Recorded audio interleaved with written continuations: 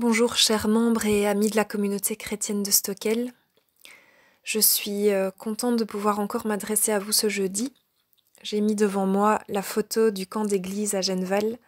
Comme ça, vous êtes tous sous mes yeux et j'ai l'impression de m'adresser à vous personnellement. Je réalise que nous sommes déjà au 13e jour de confinement pour nous les Belges. Et en quelques jours, que de prise de conscience, que de réalisation. Ce que nous vivons est bien réel. Que nous soyons sur le front des soins de santé ou confinés, nous voici dans une drôle de période d'attente. Attente des malades qui viendront et en quel nombre dans les hôpitaux. Attente des chiffres, attente des nouvelles, attente de la reprise des activités, attente de la fin de la pandémie, attente de la fin du confinement. Une période qui fait inévitablement émerger toutes sortes de questions. Des questions qui sont d'ordinaire bien rangées, bien confinées, elles aussi au fond du fond. Mais nous vivons une forme de privation de nos habitudes. Et lorsque nous sommes dans une période de privation, nous nous retrouvons reconfrontés à l'essentiel. Et j'ai été étonnée d'entendre le président français, lors de son allocution, préciser à 35 millions d'auditeurs, c'était un record apparemment, que cette période de guerre contre un ennemi invisible allait nous recentrer sur l'essentiel. Et c'est vrai. Le confinement nous remet face à l'essentiel et les questions émergent. Dieu, pourquoi ? Dieu, où es-tu ? Dieu, quel est le sens ? Et ma vie dans tout cela ? Les questions sont nombreuses et elles mériteraient chacune qu'on s'y arrête. Et je voudrais aujourd'hui laisser résonner simplement une de ces questions, en lisant avec vous un psaume. Les psaumes sont une source intarissable pour ceux qui traversent crise, angoisse, doute, difficultés. Les psaumes nous donnent les mots et ont été priés par des générations et des générations de chrétiens. Et je voudrais aujourd'hui lire avec vous le court psaume 13, qui soulève une question qui nous habite tous. Et je vais vous le lire dans la nouvelle version français courant. Seigneur, jusqu'à quand persisteras-tu à m'oublier ? Jusqu'à quand refuseras-tu de me voir ?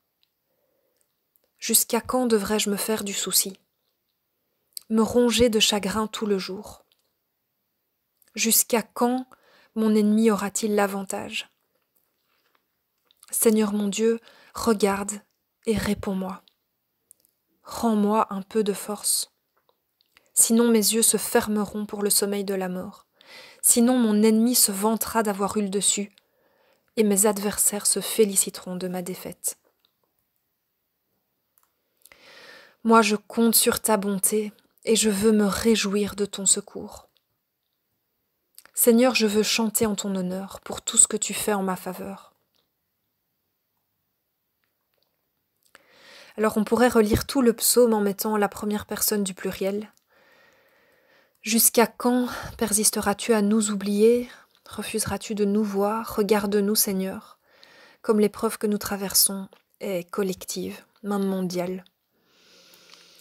Jusqu'à quand, Seigneur ? C'est la question qui revient 4 fois dans ce psaume. Le confinement modifie véritablement notre rapport au temps. Le temps d'habitude si bien rythmé, si bien organisé, maîtrisé, on se retrouve soudain dans une espèce de vide et d'incertitude par rapport au temps. Jusqu'à quand ? C'est le propre de l'épreuve. Et dans le psaume, nous sentons un véritable cri intime, désespéré. Je sombre, regarde-moi, jusqu'à quand cela va-t-il durer ? Les psaumes jaillissent de circonstances historiques bien réelles. Les cris sont des cris véritables.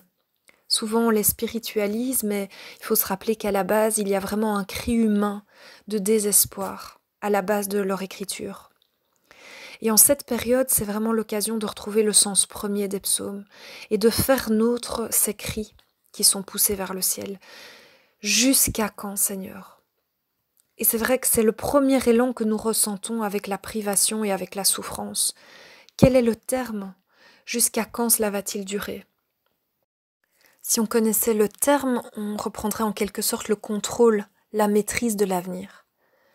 Ça ferait taire un instant l'incertitude qui nous ronge et qui nous angoisse, qui perturbe notre rapport maîtrisé au temps. Mais la réponse donnée par le psaume n'est pas le terme de la période de souffrance. Ce n'est pas la date qui est annoncée ou le moment de la délivrance. Le jusqu'à quand reste une question sans réponse, une question stérile qui ne ramène qu'à elle-même, à l'incertitude. C'est peut-être pour cela qu'elle est répétée 4 fois. On ne sait pas, on ne saura pas, on ne connaît pas l'avenir. Le psaume donne quand même une réponse. Une réponse qui vient nous prendre à revers.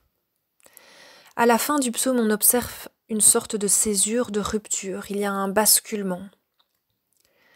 « Moi, je compte sur ta bonté, » dit le psalmiste. « Je veux me réjouir de ton secours, Seigneur. Je veux chanter en ton honneur pour tout ce que tu fais en ma faveur. » La privation fait émerger les questions, c'est vrai. Mais il y a aussi un point où elle met en relief ce qui nous manque, mais donc ce que nous avions et ce que nous avons encore. Elle nous fait réaliser ce que nous avons reçu, tout ce qui nous a été donné. Le confinement que nous vivons, c'est une occasion de réalisation, de prise de conscience, de la multitude de petites choses que nous considérons comme normales, acquises, anodines, et qui dans le temps de l'épreuve révèlent vraiment toute leur valeur.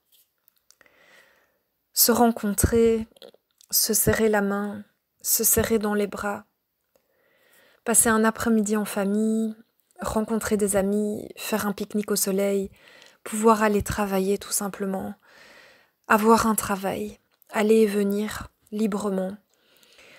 C'est autant de choses qui nous paraissent habituellement normales, mais pour lesquelles nous pouvons être reconnaissants. La fin du psaume nous enseigne que la réponse au « jusqu'à quand, Seigneur ?» c'est la reconnaissance pour ce qui nous a été donné jusqu'ici et pour ce qui nous est donné encore aujourd'hui, malgré les circonstances. C'est relire notre vie en comptant les bienfaits de Dieu, comme dit le cantique. Il s'agit, dans la foi, de remplacer l'incertitude par la reconnaissance. Et nous pouvons véritablement l'expérimenter, la reconnaissance recycle nos questionnements, recycle nos doutes, recycle nos anxiétés, et même notre rapport au temps. Elles viennent nous rappeler et nous montrer qu'au cœur de nos existences, il y a la bénédiction. Cette reconnaissance de ce que Dieu fait en notre faveur change la perspective et constitue un socle, une assise. Il a agi par le passé, il agira encore. Et cette assise, elle nous permet d'agir pour les autres, autour de nous, afin de rendre ce qui nous a été donné. Je pense à ce secouriste bénévole aux attentats de Bruxelles qui s'est à nouveau porté volontaire dans les ambulances du coronavirus. Et à l'interview, on sentait vraiment qu'il était dans la volonté de donner ce qu'il avait reçu, à savoir la chance de pouvoir aider. La reconnaissance, elle nous remet en mouvement vers l'avenir avec optimisme. Nous comptons sur ta bonté, Seigneur, passée, présente et future. Et nous voulons relayer nous aussi cette bonté.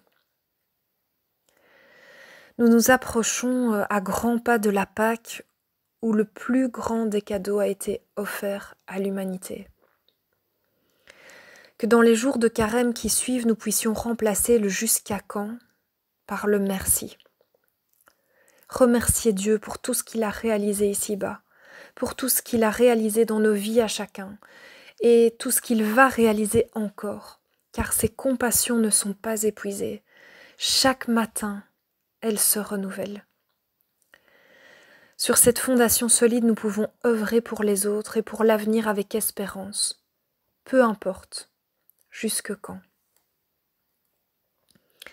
Pour paraphraser Dietrich Bonhoeffer, notre reconnaissance est grande de ce que la volonté et les voies du Seigneur nous ont conduits jusqu'ici.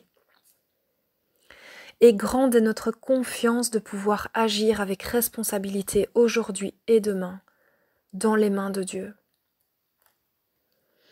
Alors nous pensons tout spécialement au personnel soignant de notre communauté, qui commence à être vraiment, pour certains, sous stress. Et nous pensons aussi à tous ceux qui travaillent. Nous pensons à tous nos confinés, nous pensons à nos aînés et nous restons en communion les uns avec les autres par la prière. Nous remettons aussi spécialement les malades de notre communauté dans la prière. 2 Thessaloniciens 3, verset 16, que le Seigneur, la source de la paix, vous accorde lui-même la paix en tout temps et de toute manière. Je vous souhaite une fin de semaine bénie.